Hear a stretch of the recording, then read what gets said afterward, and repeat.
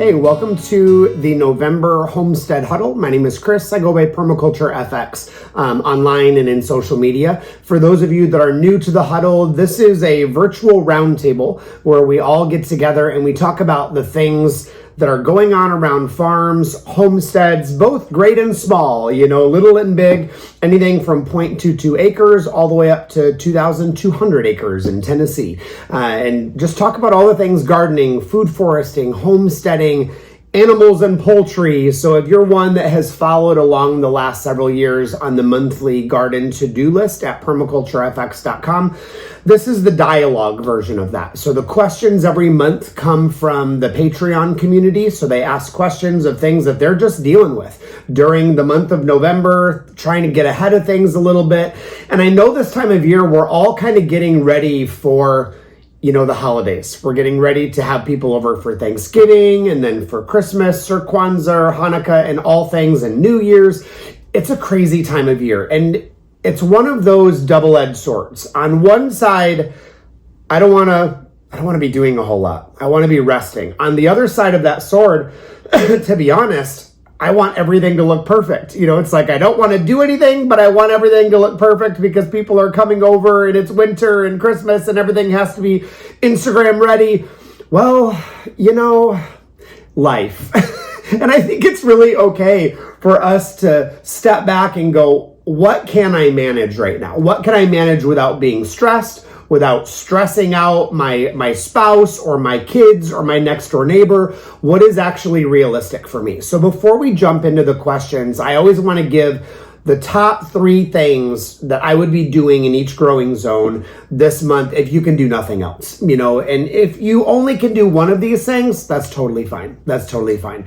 Because the goal of November and December, it's not really about the garden and the food forest and the homestead. It's about the farmer. It's about the homesteader. It's the person that is getting their hands involved. Is your heart doing well? Is your family doing well? Are kids being valued and seen and heard? Do they feel engaged?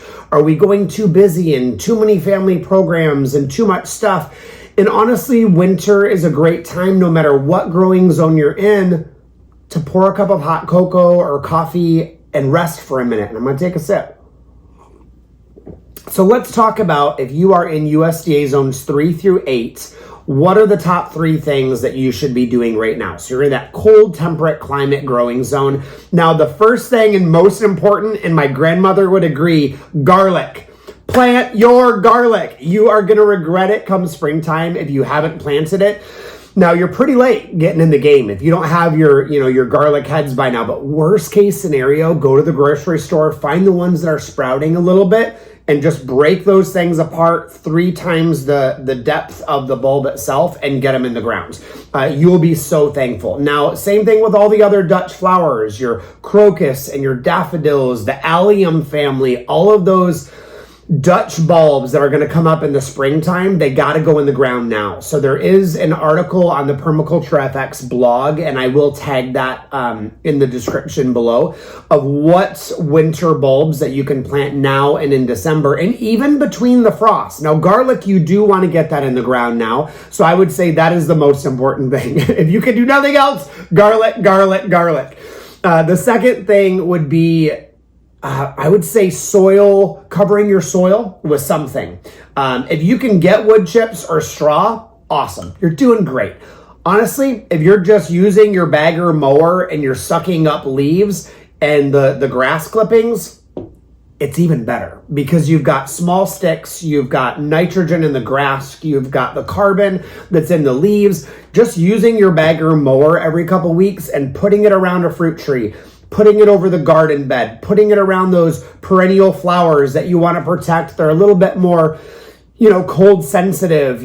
Cover your soil with whatever you've got. Wood chips are great, straw is great, but honestly, I really love using a bagger mower. That's what my mom and dad did up in Michigan for years and still do it now.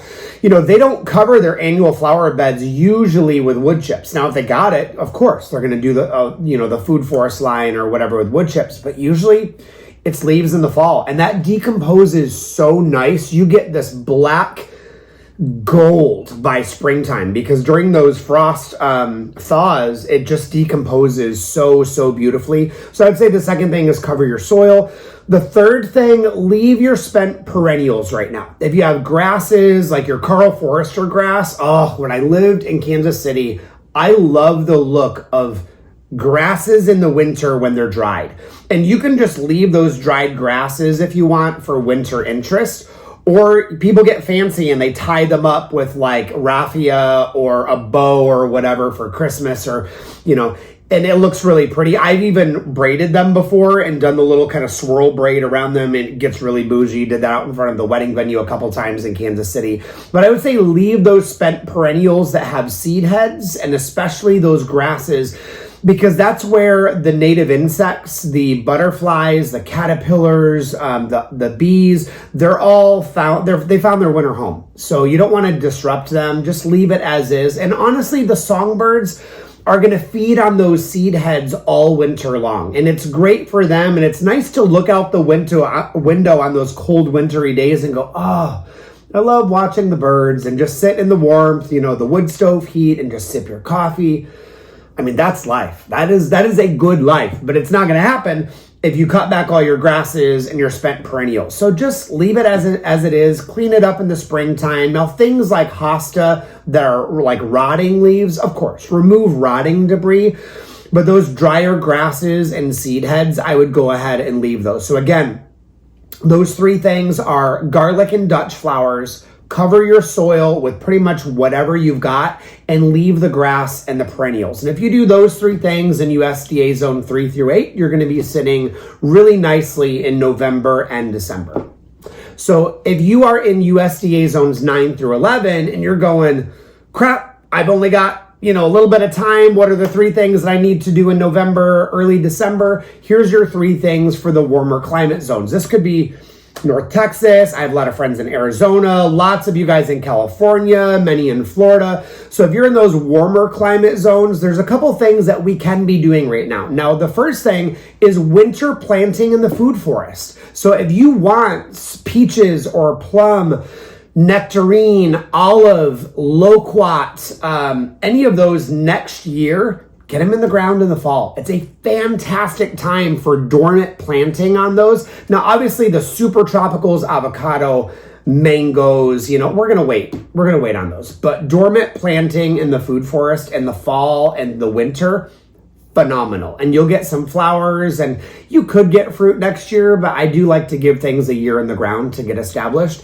But it is a great time to plant in the fall and in the winter. I think people fear planting in the fall and winter because it's dry. But remember, and you've heard me say this before, wood chip, wood chip, wood chip. If you are wood chipping correctly, then you're not gonna have to water as much. And those trees are dormant anyway, so you really don't have to water them hardly at all. So the second thing that I'd be doing in USDA zones 9 through 11, I would say, is deworming of cattle and livestock, because they've just come through the warmer season where bacteria thrives. The roundworms, the hookworms, the different protozoa, they've really been thriving in the soil. Things are drying out now going into winter. So what a great time to deworm, get everybody healthy for the winter. So I just did poultry. I even do the wild peacocks that are on property here because there's like 55 of them. They're everywhere. There's no chance I'm ever going to be able to do like great annual vegetables on this particular property because there are so many peacocks. Food forest is great. They don't really mess with that. But man, the annual vegetables. But I deworm them. If they're wild, I still deworm them. So I use the basic H method. You can choose your own method. And then I always follow up a week later after deworming every single time with probiotics. If you have horses, there is SCD Probiotics does have an equine version now that I love that is specific for horses to help prevent colicking. But by and large, bio livestock is what I use.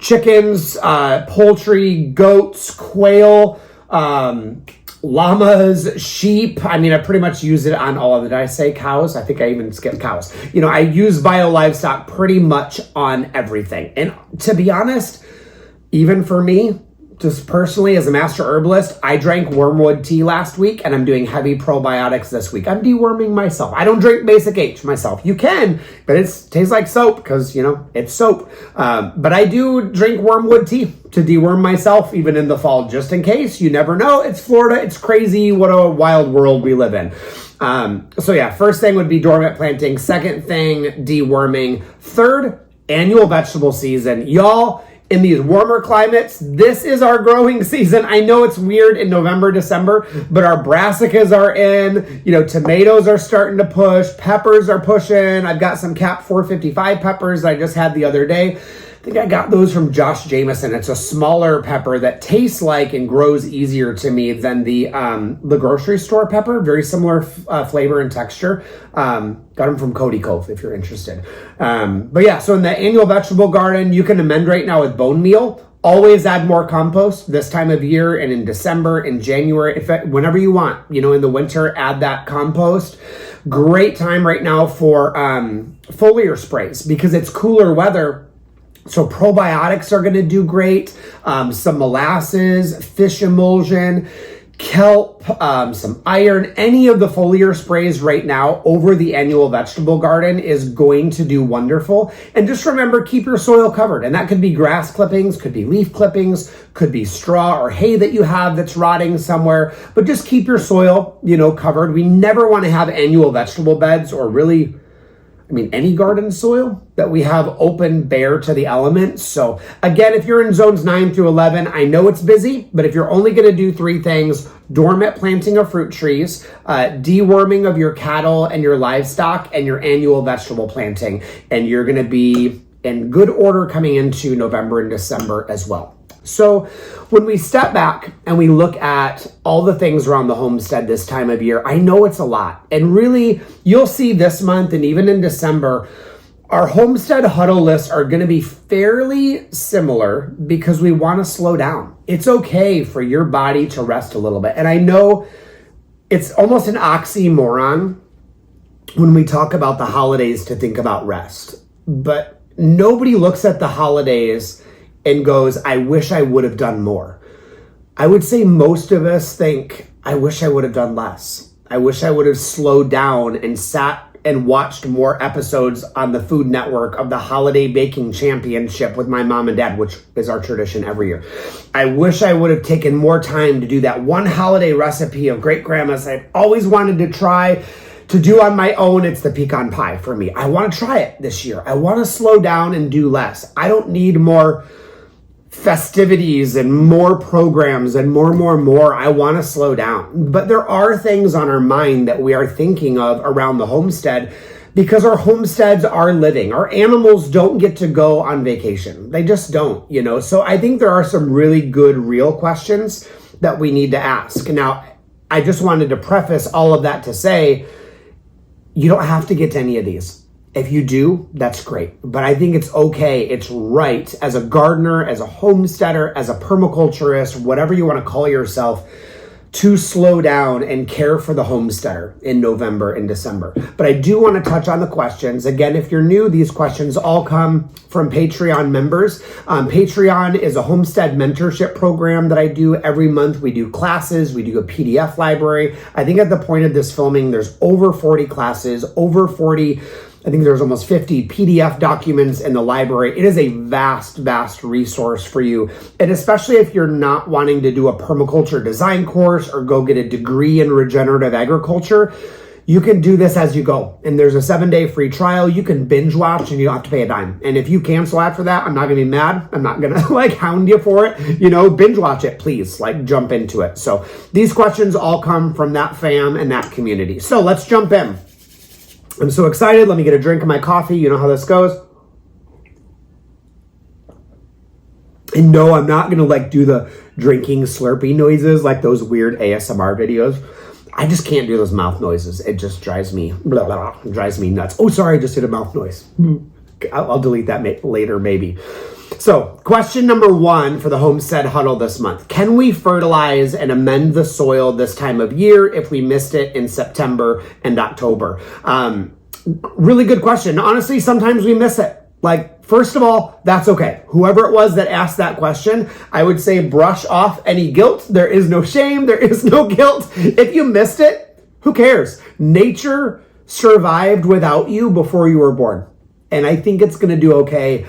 Even if we slack off for a couple months, that's totally cool. So if you're in USDA zones 3 through 8, those colder climates, can you amend and fertilize your soil this time of year? Nah, just wait. You're better off just covering your soil with whatever you've got, walk away, let that decompose over the winter in December, January, February, March, and the 1st of April, and then worry about March, April doing your amending. But I would say at this point, zones 3 through 8, I wouldn't worry about it at all. If you're in zones 9 through 11, the only thing in the food forest you should be doing now is establishing root growth. I don't want to be pushing any green growth. No more berries, no more fruiting primarily. So you're only really doing two things. You're doing Epsom salts, which is magnesium sulfate. You can buy it. Like, what's that brand in the blue bag? Whatever it is. You know, you go to the Walmart or whatever. There's like a blue and white bag anyway that I can't think of right now. Just get it with no essential oils added. You don't want to add those essential oils, but as long as it's just cheap Epsom salt, you're good to go. Magnesium sulfate. And then azomite. I use a lot of azomite in November, December, January, and I just do it as I think about it. Azomite is like high mineral, high silica. So basically the only thing it's doing is strengthening the root system of your plants. And that's all I want to do over the winter months. So if you missed fertilizing in September, October, don't worry about it. If you have Epsom salts, if you have azomite, great. A lot of local nurseries can get the big bulk bag of azomite. It does not matter if you get the pelletized azomite or you get the powdered version of azomite. It literally does not matter at all. Both of those work. They're both very bioavailable, and because azomite's not super cheap either. I think the last batch I got was like $40 for like a 40-pound bag. I think I got mine from South Seminole Nursery in Oviedo. I don't get a kickback from them, so that's not like a plug or whatever. But then I would say that's in the food forest. Annual vegetable garden fertilizing, you could still do that now. In November for 9 through 11, you could do bone meal. You could do foliar sprays of sea kelp, fish emulsion. I use GS plants or GS plant foods. I think they do a really great job. I've inspected like their facilities. I know their sourcing, and I think any of their products at GS Plants are really, really good. And again, that's not a paid advertisement at all. And then in indoor plants, because I do indoor plants too, I have a lot of like alocasias and like just those bougie indoor ones, anthuriums. I just cut my fertilizer down to micro doses. So anything that you do less than half of what it says on the bottle. So that's the goal here. So, and again, the goal here right now is do less. You know, if you've got some worm tea, run it through, great, but I wouldn't really worry about it, you know, at this point in doing too much amending.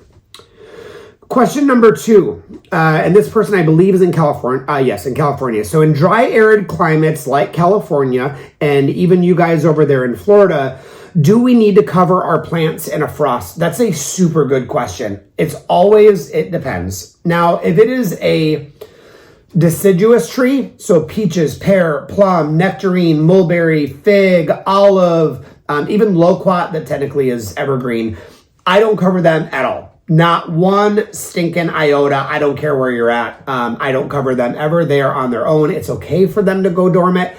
Avocados, it depends. You know, mangoes, it depends. Avocados, like there's a big range. Like some of them get mad at 36 degrees, but some of them can handle 14 degrees, you know, fantastic, for example. So it really does depend. So you need to look at what your variety is. On permaculturefx.com, and I'll even put a link in the description, I've got a list by tree, how cold hardy they are, when you need to cover them. But keep in mind, there's right ways and wrong ways to protect your fruit trees. Absolutely, number 1, do not use a plastic tarp or a shower curtain. My God, you will kill your trees. Do not use a black plastic bucket or a mineral bucket. You will kill your trees. So there are definitely right things to do, definitely wrong things to do. I'll put a link that gets really in-depth and nerdy on those if you are interested. Now, here's my honest opinion. I personally don't cover fruit trees if it's getting close-ish, so for example, if they're going to die at 32, when it gets down to 35 and 36 and 37, I don't cover them. I actually want them to stress a little bit because it hardens the trees off, and over the long term, they become more resilient and more cold hardy if you let them get a little bit cold. So if you've got a good oak canopy that you're growing under, or if you just want to lightly cover them or light a campfire nearby, let the smoke, warm up the air around it. If it's getting close to their freezing temp, I don't always cover them. I think it's really okay to let them stress a little bit.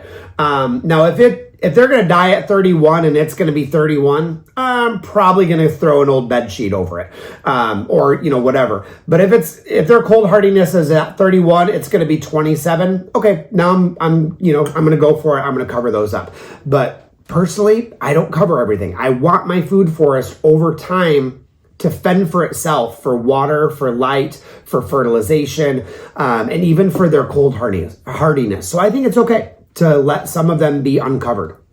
So question number 3, how do we deal with ants that are getting out of control? Really good question. Now in Texas, California, Florida, our ants are real mean. And there's a lot of variety in the types of ants. Now, if they are the non-biting, attacking ants, I would say just leave them.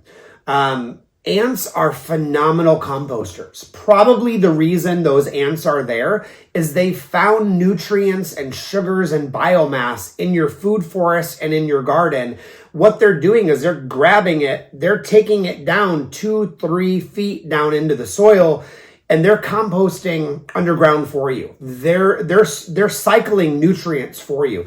So I would say first ask the question, do I need to do that at all? Is it a biting ant? Now, if it is a biting ant and it's in an area of my garden and my food forest that is not in my way, I still leave them. I want the benefit of them cycling the nutrients. Now, if it's in my raised beds, if it's around my fruit trees, if it's by the walkway, coming into the house, okay, I've got to do something. But I think we start with really low impact, lower level invasiveness on the rest of the system, and then we take out the big guns if we have to. So I want to give you quite a few ways to deal with ants if you decide that you do need to deal with them. And sometimes they get so bad, we need human involvement to swing back, the pendulum on our ecosystem. So I would say the first thing that I would do is the pile flip technique. Now, what I mean by that is taking a scoop of ants from one pile, taking it to the other side of the yard and putting it on another ant pile. That works in a scenario where you have 2 different ant species or 2 different ant colonies of the same species. Now, one ant pile might actually have 4 or 5 or 6 or 10 other piles in their colony. They might be in the same village, is essentially what I'm saying. They might have one main hub, the bigger pile, but some of those other piles 10 or 20 feet away, those might be the same ant colony because they almost have like nurseries and incubation areas for different phases of the ant life and to preserve the ant colony. So if you do the flip technique on the same colony, it's not going to work. You have to go to the other side of the yard where it's a different colony, or find a different ant species, and then that technique will work because ants are highly, highly territorial, and they will fight each other's colony to the death, take out each other's queen, and then they're just basically helpless. So that would be the first thing. The second thing I would try is a deterrent. I would use cinnamon, just cheap dollar store Ceylon cinnamon, whatever cinnamon you can find in bulk on Amazon. It doesn't have to be organic. Cinnamon is great because it does burn them and it deters them away from certain areas. So like on your raised beds, for example, it's like if I just want them out of the raised beds, I don't care if they go over yonder, like my neighbor would say, I would probably just use cinnamon. It can kill them as well. The third thing I would try is diatomaceous earth, or DE. I don't use DE often, primarily because when it's dry and on a microscopic level, Diatomaceous earth looks almost identical to asbestos, and it causes lung irritation both in humans and animals in the long term. So that's why I don't use dry diatomaceous earth with poultry, with animals and livestock. The only time I use diatomaceous earth with animals and livestock is when it's wet, and I do it in a fermented feed because it can help as a dewormer when it goes internally. It only works on fleas, mites, ants, and insects when it's dry. The moment it becomes wet, it gets caked together, and those razor sharp edges on those little calcified microorganisms, they're basically rendered helpless. So DE does work until it rains on your site, and then it's kind of junk anyway. So number 4, the fourth way that I would deal with it, this is my favorite way, is boiling water. Just take a nice big pot of hot boiling water, add some dish soap, and dump it down the hole. Do not do that if it's in your raised bed garden when there's plants in there. Do not do that if there are fruit trees or berry bushes in that area. But otherwise, if it's in the middle of the yard or in a walkway, boiling water and soap, and just dump a whole big pot of that down there. It's going to go down into the soil and down the holes, kind of branch out. I do it nice and slowly, wait for a minute, nice and slowly, wait for a minute, and really let it soak in. And I think that's a great way to just sterilize that colony. The next one, a long-term, is beneficial nematodes. They don't just work on microorganisms. Beneficial nematodes, some of them will actually kill ants and the ant eggs. So you do need to research when you purchase your beneficial nematodes. Are you getting ones that will kill small insects with exoskeletons? And then that would be great for an ant problem long term. So if you've got a really large yard, you can buy a powdered or a liquid version, use it in a sprayer, and just broadcast that over your yard. And that's a really excellent way to deal with insects and even root knot nematodes in the long run.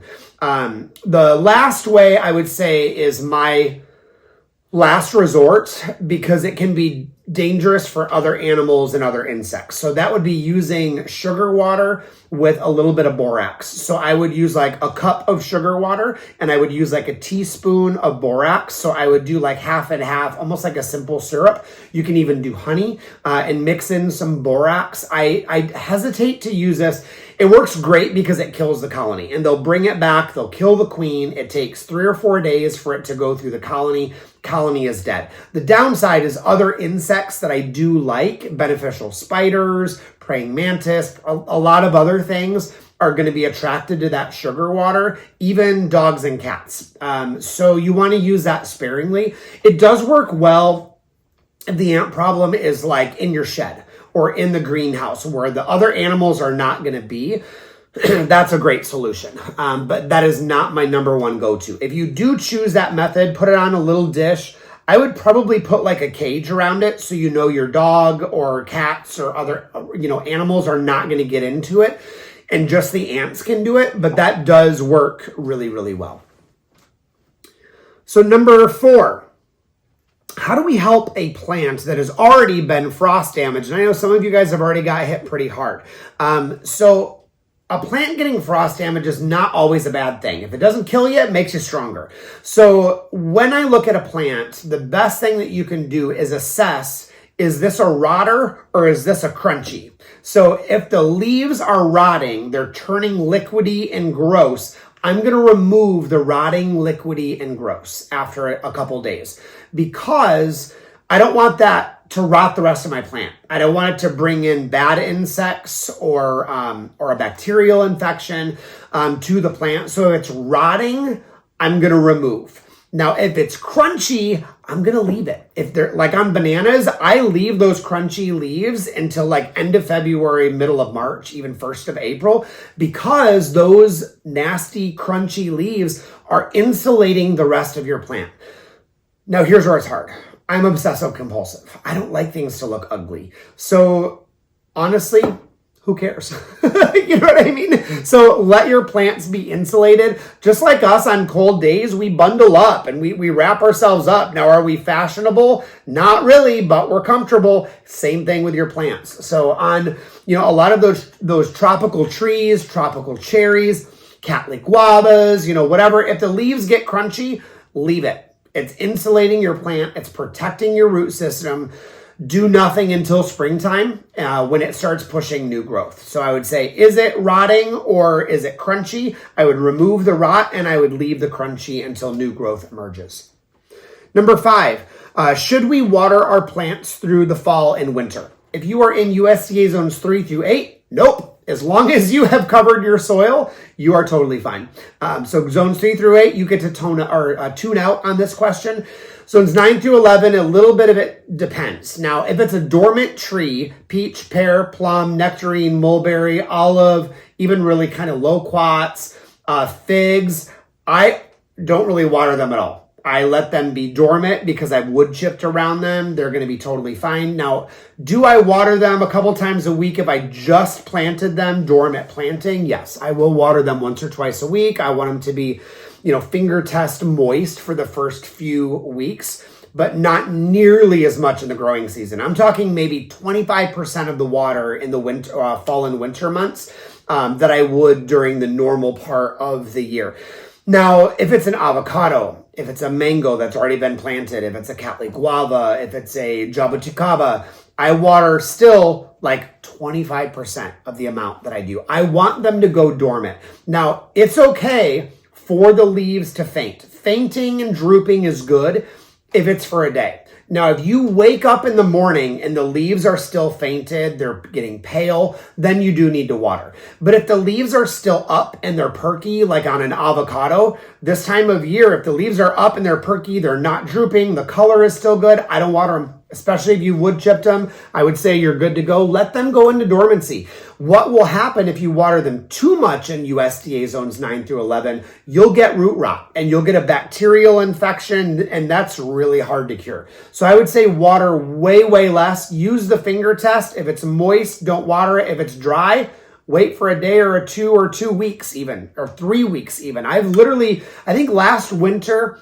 I watered my things in the ground twice. I think, maybe. Now, pots are totally different. You're watering them till they stay moist. But if it's in the ground, I don't water hardly at all.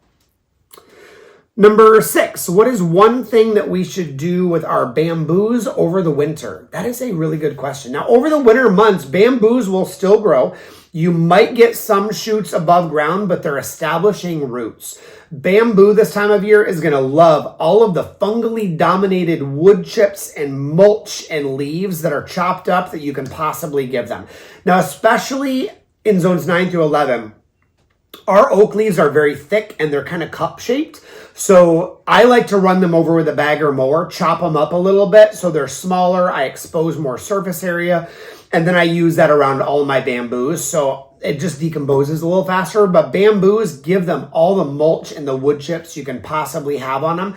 Don't worry if they don't put out any new shoots between now and really end of March. This is their rest time, but they are going to be establishing a great root system. So the more food you give them now by covering your soil, the more new shoots you're going to have come April. Number 7. For those that are in the warm-ish regions, and I'm not really sure where this person is located, for those that are in the warm-ish regions, should we chop and drop now? I would say it depends. Depends on what is near it. Now, things like Mexican sunflower, daisy tree, my Napier grass, Mombasa grass, Napier grass, if they're near a tree like an avocado, I might chop and drop a little, but not very much. I actually want those plants at this point to be a wind barrier and a frost protection blanket around them. So that's the better use for them right now. If they're getting woody, I probably do chop them because I don't like woody stem Napier grass and I don't like a woody stemmed Mexican sunflower. To me, that's a sign of mismanagement because it's going to probably root around your plants and it's not going to decompose very well. I always chop and drop before things get woody, but I would say it's just going to depend on, is that chop and drop plant, the Napier grass, the Mombasa grass, whatever, is that serving the purpose of building soil in that spot? If yes, then chop and drop it. If it's protecting a tree that's within 6 or 8 feet, then I would probably wait until end of February to do the chop and drop on that one. Number 8, ginger and turmeric look horrible right now. Help. What do I do to save them? Nothing. You did a great job. If they're looking bad right now, mine are turning yellow, they're spotted, they're starting to lean over. Tonight it's going to be 32 degrees and they're going to get crunchy and gross and I'm going to leave them. And then in January, I'm just going to come back in and I'm going to dig them up in January because that's when the roots have really absorbed those nutrients. Because what's happening as those leaves are dying back, that nutrient is going down into that rhizome where you want it. Because who cares about the leaves of ginger and turmeric? I don't use them for cooking.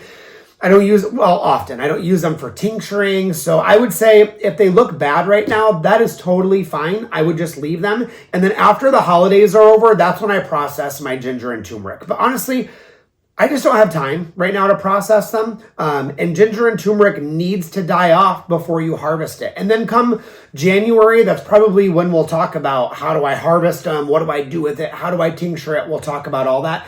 If you're in Patreon, there's already a class on culinary and medicinal turmeric and ginger and how you process it and tincture it. So you can jump in if you're on Patreon.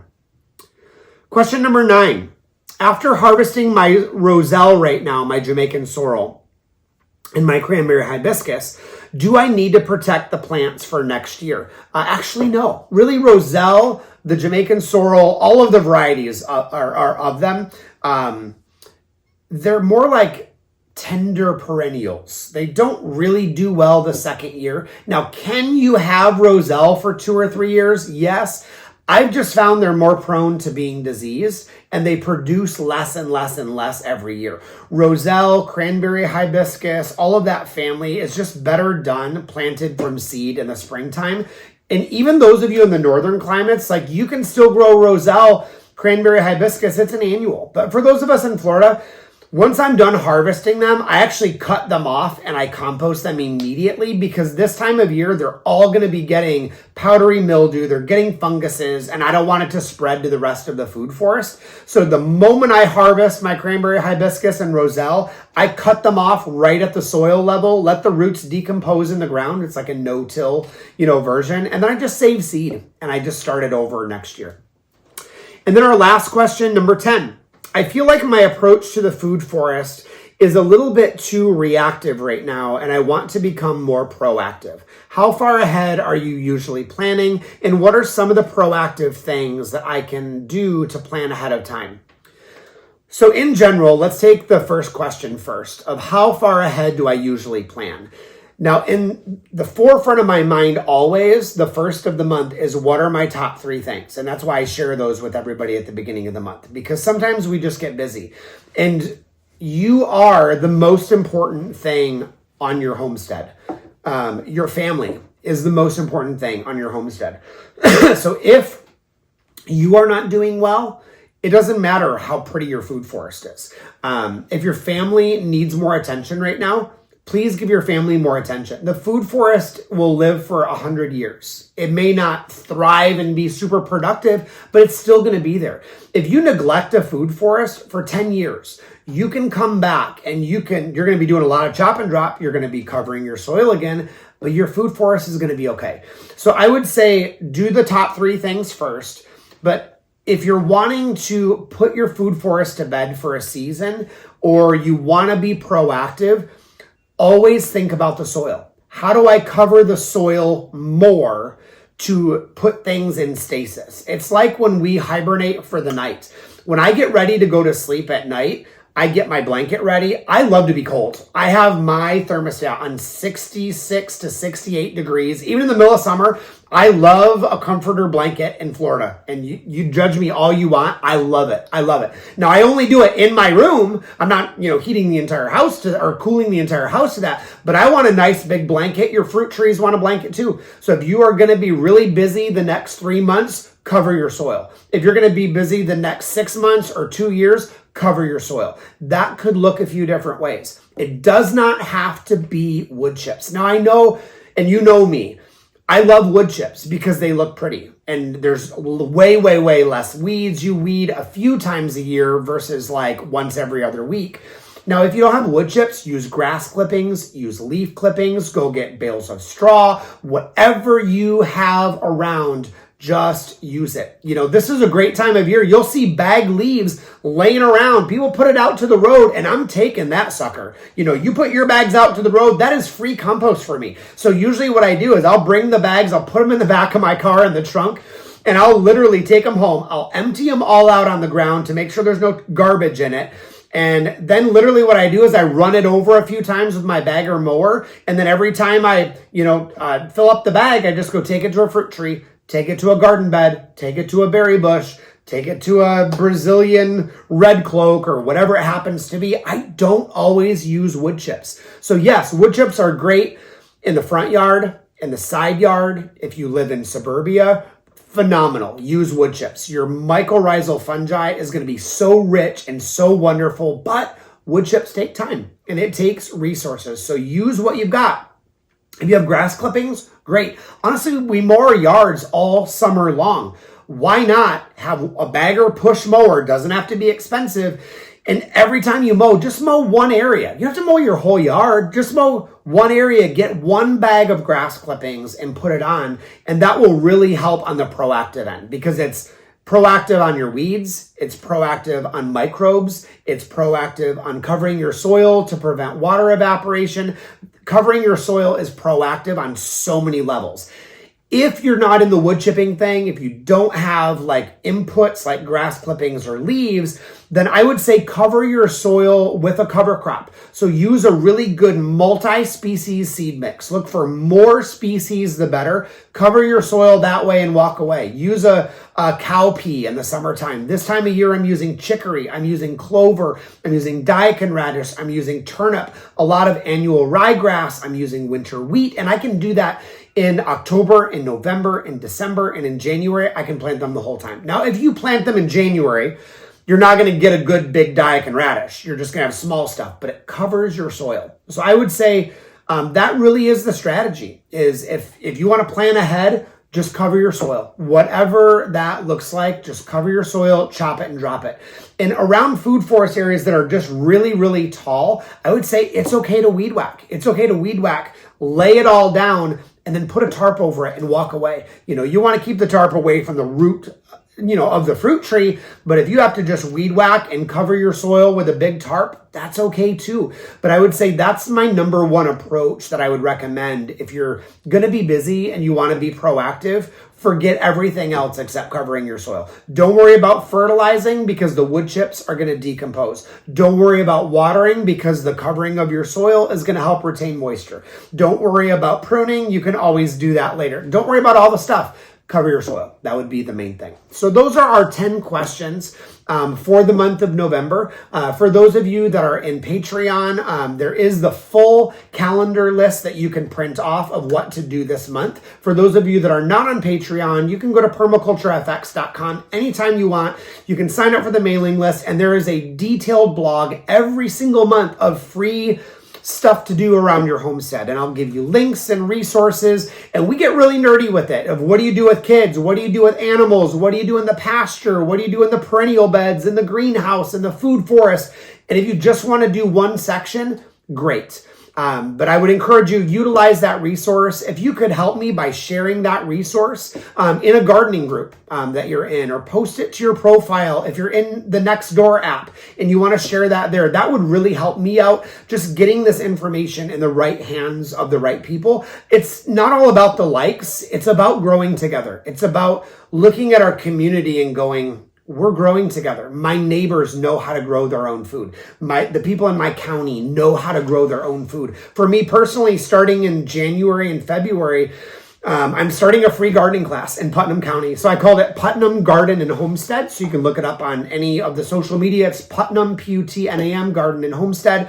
And I'm going to do a free gardening class the third Thursday of every month. Kind of like what we did with Lake County Permaculture, which is still going in Lake County, Florida. But I just want to help people grow together. I want us to grow and to learn together, to have a trade table, to trade plants. So if you are in or near Putnam County, Florida, I would love for you to join along for that journey. No pressure whatsoever. So as always, thank you so much to the Patreon community. It's because of your your support every single month, that it keeps me going to be able to do the videos, to do the training, to do all of this, and it helps buy the supplies. Right now I'm really in need of a lapel mic and another boom mic to really up the game a little bit. So that's where my Patreon focus is right now, is to get the supplies needed to be able to do those things. So I would say the theme for you guys this month is rest. The theme for next month is rest. Enjoy time as a homestead and as a family before you focus on all of the other stuff. So as always, thank you so much for taking time to listen and do this journey together. Happy Thanksgiving to those of you who celebrate here in the United States, and I will see you soon in the garden.